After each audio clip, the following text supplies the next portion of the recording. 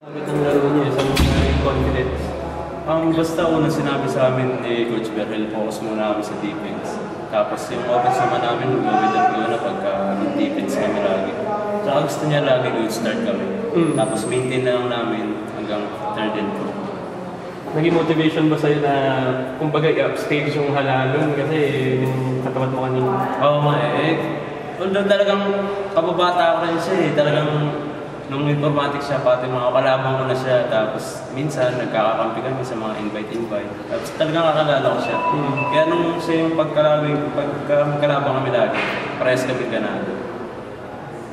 After the game, manalo kayo tapos masama yung laro niya, makukuha yung laro mo. Tingin mo, napanalo mo itong labanan yung to?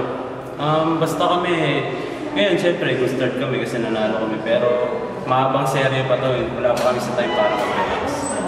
Yung leadership role nga, since nawala na yung panyamongan sa mahula, gaano kalaki yung leadership role mo ngayon sa team? Talaga, sa ensayo pa lang, kinakausap ko na sila, sinasabihan ko na sila na wala na sila feeling, sila makulang. Kailangan ko na rin mag-step up para sa practice pa lang, isus ko na sila. Para in the game, hindi kami medyo mahirapan. Pero anong year mo pala? Second year? Second year. Tapos, leader ka na agad, hindi ba?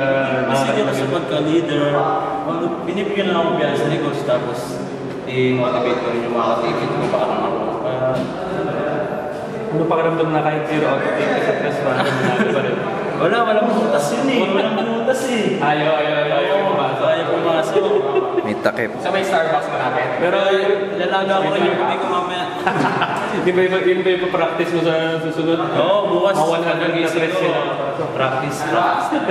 Sige. Thank you.